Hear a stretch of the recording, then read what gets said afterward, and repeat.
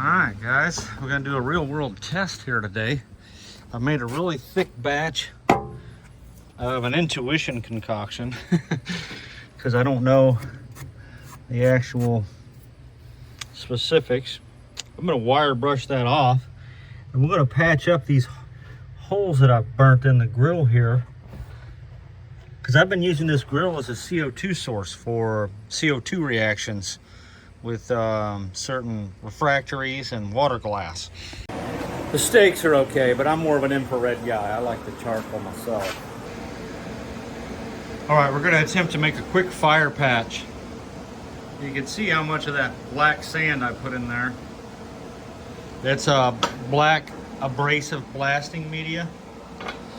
And we're gonna top that off with some water glass. All right, so here it is. It's got some massive holes where there shouldn't be, and it's pretty much to the point where it's almost ready for a new cup, but we ain't gonna do all that. See if I can keep my retarded tattoos out of the shot. So I'm just gonna paint this up.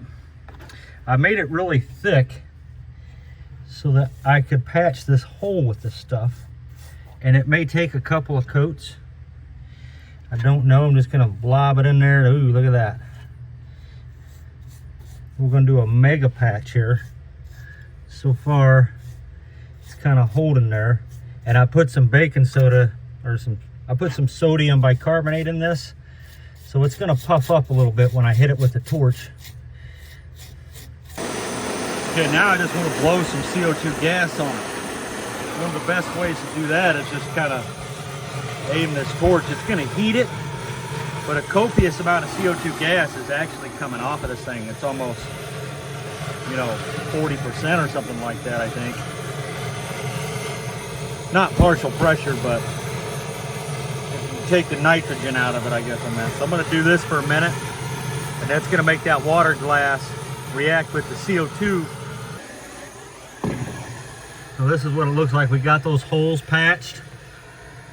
I kind of just slumped it on there, so I'm gonna do a quick CO2 treat. Hopefully I didn't mess up that igniter. We may have to rub some of that off the igniter when everything's dry.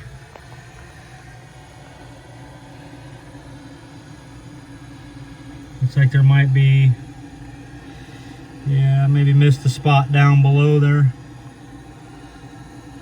I ran out of paint.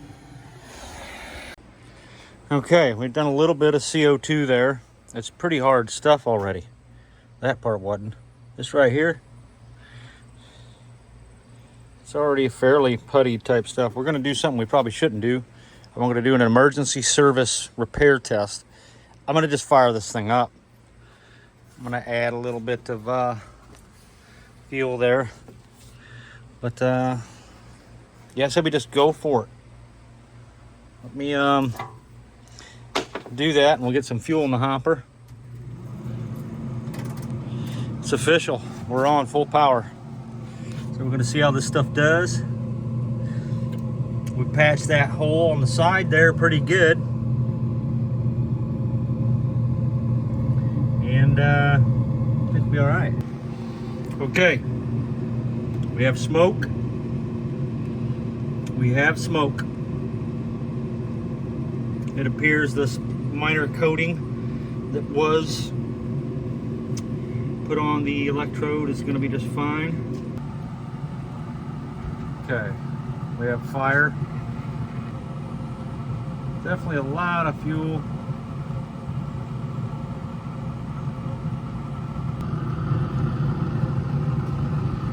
I'm expecting it to boil out a little bit, but it actually makes a stronger structure when it's like Swiss cheesed. It's gonna have to catch up. It has way more wood than usual in there, so the bottom vents aren't really helping out much. It's been going for about 10 minutes, and it looks really good. I don't think it's gonna have any trouble. So we'll let's just go ahead and do a full cycle. As I said, I'm using this for a CO2 gas generator for curing some other pieces. All right, so that was 2.5 hour campaign. And the repair held up. Maybe we'll take a look at it in another video in the next day or two. That is perfect, dude. That hole's a little raspy, but let's see what it feels like. So I'm gonna call that done, son.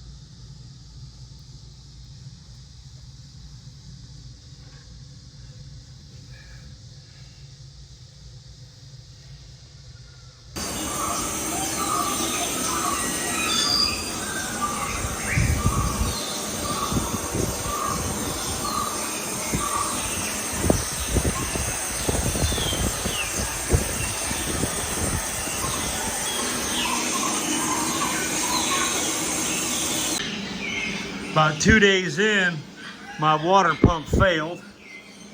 So I just hooked up this air stone. It's a 2-port pump. So I went ahead and hooked up this stainless steel air stone here. And it's pumping the water pretty good. You can tell by the bubble flow pattern there.